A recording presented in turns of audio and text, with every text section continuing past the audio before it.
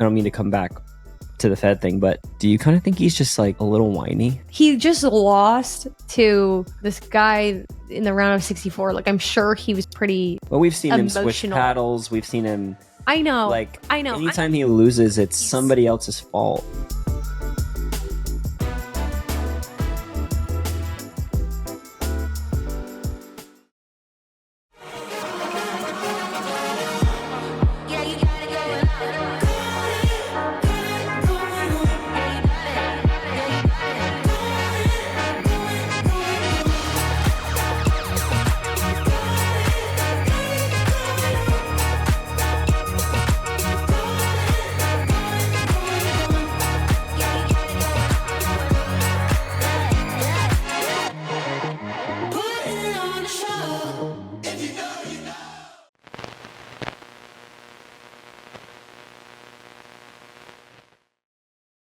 What's up, guys? Welcome back to the Pickleball Connection podcast. I'm Barrett. And I'm Danea. And we're super excited to hang out with you today.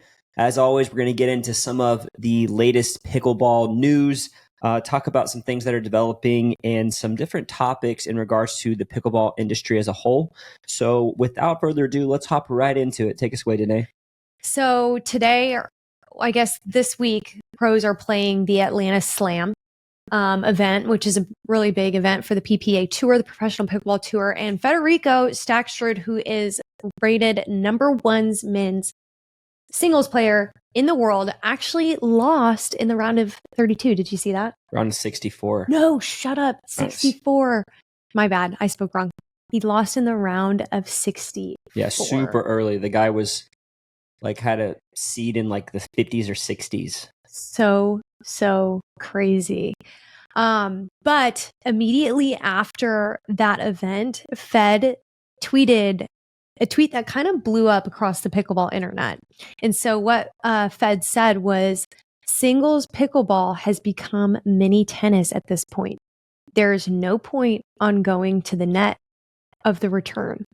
It was fun back in the day to have cat and mouse rallies and hit drops off thirds. I thought it was maybe more interesting to watch. Maybe I'm wrong. Referring to it was more fun to watch cat and mouse points than mini tennis points. So I'll leave it there for right now. I have a couple other tweets I want to read, but what did you think about that? Yeah, I think obviously we've talked about this on the podcast. It's been talked about in the pickleball industry, but the game of pickleball is just rapidly evolving in the sense it's getting more powerful. Paddle technology is increasing. The amount of power, the amount of spin, and the amount of just talent that's coming into the game all at the same time. Really, I think what Fed's getting at here is you can hit the ball so hard. You can hit the ball with so much spin, especially if you come from an elite tennis background and have all of that footwork down and make really solid contact with the ball. He's like, it's just better. It's just easier just to sit back, pass people. Mm-hmm. And even if you don't pass people, they're not going to be able to do much with that volley. Because you're hitting it so hard and you're able to create so many angles. And back in the day, you just couldn't pass people as easily, And why was that, do you think? I think just because of the paddles, yeah, just 1,000%. Slower. And so you couldn't really pass people. And so if somebody was really hard to pass, another way to beat them is through what we call cat and mouse, which is basically you would drop the ball into the kitchen and kind of come up and play like a mini kitchen game, forcing your partner to have to, play angles, play really quick. And there's a lot of strategy behind that cat and mouse game. And, it actually plays to the benefit of some of maybe the people with less of the raw tennis talent. Right. It's interesting. We started seeing Ben Johns lose singles titles in the past year and a half-ish. And it's interesting because Ben's bread and butter was the cat and mouse game. Mm-hmm. And so it's interesting that we've seen in the past couple years, Ben, who used to be the singles GOAT, we'll just say, just started losing titles to, these tennis players coming in. And now it's interesting because Fed, his background is tennis, right? Or am I so, crazy? Yeah. It's interesting that he's even saying dude, this isn't as fun to watch. It's interesting. Zane says it's a problem in response to the tweet. He says, it's a problem. In doubles, the problem is power, but in singles, I think the problem is topspin. Topspin effectively widens and lengthens the dimensions of the court, making covering passing much more difficult. Singles was more entertaining to watch 3+ years ago. Well, yeah, think about it. If the ball's dipping over the net and it's being hit at an angle, you have to reach that much further to volley the ball. And if the ball's dipping, it's much harder to put a solid volley on it. And it just creates pop-ups, it creates errors. Yeah. And it just, topspin's a huge part of it. Yeah. Roscoe Bellamy, he responds, he says, I think 2023 singles was the sweet spot in terms of power, spin, and the way the game was played. In my opinion, the equipment is now too fast and the ball can be manipulated too much. Well, we've talked about this I feel like we're beating a dead horse. You know, we've talked about this so many times, and it's starting to really catch up to people, and people are really starting to notice it. But it just feels like the power spin thing isn't going anywhere. I know. Like, they're not going to just randomly. I mean, I know that they maybe are delisting some more paddles, but I don't know. Just with regulations and what's been allowed to this point, like, do you see paddles getting toned down? Like, I mean, it's so sad. It's so sad because I wish we could tone them down. I think 2023 actually was a great era for pickleball. You could, start to hit more power shots with more spin, but like it wasn't as overwhelming as it is now. That really was like a cool kind of time. Would I like to see us go back a little bit? Yeah. Do I think we will? No. Yeah, it's tough. I feel like the scientists, so to say, went too far and we can't like reverse the... Well, I think it's tough because there is something very fun and addictive about the new technology, like the way that it feels. Yeah, it's easier to hit certain shots. It used to be really hard to hit a drive that stayed in. But it's like now that people have done it, like, are they going to be able to revert? They've felt what's out there. And I do think that maybe we've kind of hit this peak is what I feel like in terms of paddles. We kind of hit this power peak. And I know things could be more powerful than they are today, but they can't be that much powerful or the ball literally isn't going to stay in. But I do think that we're kind of the next era of pickleball paddles is going to be really special as kind of my thoughts as I kind of see what's happening in the industry. And I think that we're going to have a nice blend of everything. I really do. I hope so. I thought this was an interesting comment. This person says, people are not liking the game because it's simply changing. That's just how it goes. Tennis used to be major serve and volley. Now it's not. Basketball used to rarely shoot threes. Now it's all you see. What do you think about that comment? Like sports evolving over time? Sports evolving over time and talking directly towards singles feeling like mini tennis now.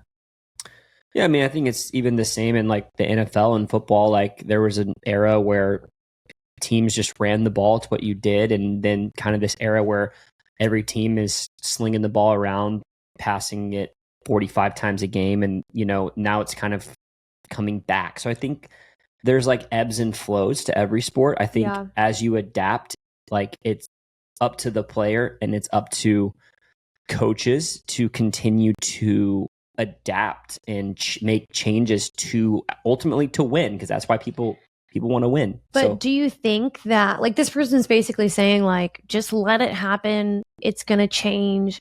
Or do you think more in terms of, like, for example, what they did with golf is when they started out hitting courses, they put more regulations on the equipment because they started out hitting the courses. So, like, there was an ebb and change in the game, but then the actual governing body of the sport was like, no, we can't let that happen. We need to pull back the equipment. Yeah, I mean, I think it's different. Like when you think about pickleball, golf, when you think about baseball, there has to be a limit on the technology. Yeah. Like think about baseball. If teams could just easily hit home runs. I mean, you're seeing that a little bit more with these torpedo bats that have just recently come out, but I have no idea what those are.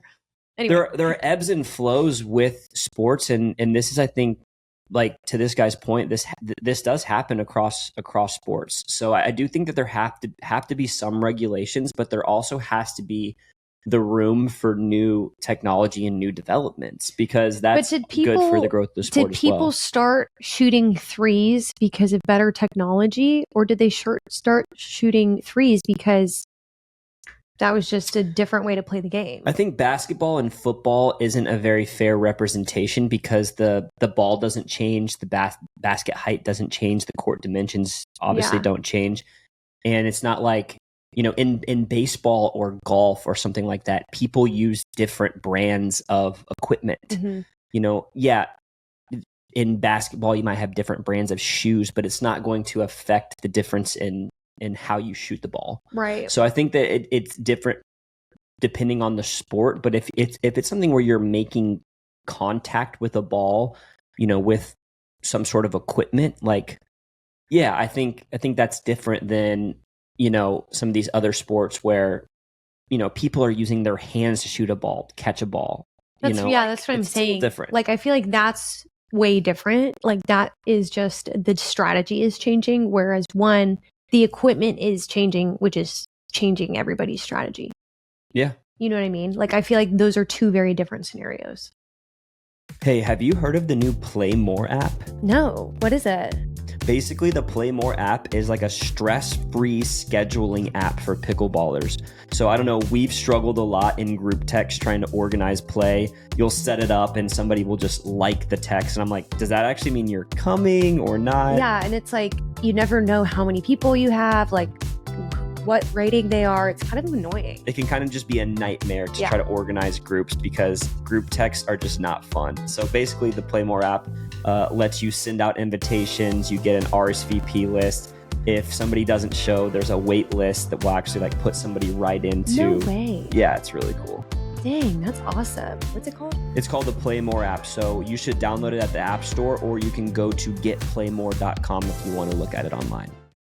I think you do have to be able to adapt, but equipment is another beast of it too, Yeah, it makes me think, like, is equipment king at the end of the day with these other sports, Like with golf or pickleball, for example, baseball. What do you mean by equipment being king? Like, does equipment swing so far into like the performance of a player? Right. I mean, yeah, I think it can. I think it absolutely can. Like, there's a reason pro baseball players use wooden bats, not metal bats. Mm-hmm. In college, they use, aluminum bats, and at the pros, you're using a wooden bat. And there's a reason for that, where there have to be limitations. And that's something that I even think about. If you think about that analogy, like, I wonder what it would be like if at the pro level, equipment was toned down, not necessarily across the board, but kind of reverse engineering it to where, like, maybe it could only be so powerful, or like there's, maybe even like there's more regulations. I know even Zane's also brought up, like, would there ever be modifications made to the ball? Because that is one way you could slow it down, is by adding more holes to the ball. The ball would move a little bit slower, a little more air would be traveling through it. That's an interesting thought. But even then, your equipment is so different across different brands. Like, it still doesn't create a similar feel. I don't know. It's interesting. It's interesting to think about. Yeah, it is. Guys, let us know, though, in the comments of however you're watching this podcast, like, what do you think the issue is? Or what do you think, the solution is here? And do you even think this is an issue? Because I'm sure there's some people out there that are probably like, I love mini tennis feel, Yeah, something that's also been brought up a little bit that I saw in regards to this post that you just read is that it's been tossed around this idea of shrinking the size of the singles court a little bit. Have you heard this? No. Basically, the idea is that you would bring it in a little bit. It wouldn't be quite as wide. Okay. I mean, if you think about singles and doubles tennis, there are different outlines. Like the court's wider. Yeah. So if the court wasn't the same length, like as if you brought in, if there were singles lines, then you wouldn't be able to pass as much because you wouldn't be able to hit as big of angles. Mm-hmm. So it would naturally maybe create a little more cat and mouse. Okay. The other idea would be, I've also seen what would it look like in pickleball to slightly widen the net a little bit to where you couldn't go around the post quite as easily. But in singles, like, I feel like that's going to affect not that huge of a percentage of points. I mean, if you watch singles, there is a lot of yeah, but like, how many ATPs game. are you winning on a single? Like 1 point a match? I don't know. Yeah, it could affect doubles a little bit more. But I feel like doubles more. But I think it's the idea is though, like, what does it look like to switch court dimensions a little bit for doubles / singles with the court being wider or the net being wider? I wonder if they would ever make an improvement like that, because it comes back to this thing is like they've tried to change the serve rules. They've tried to, do all of these different things, but it feels like they're not going to touch the equipment. Well, like, I was going to say, like, it's interesting because if they have to change the court dimensions, every public park is screwed. Every facility is screwed.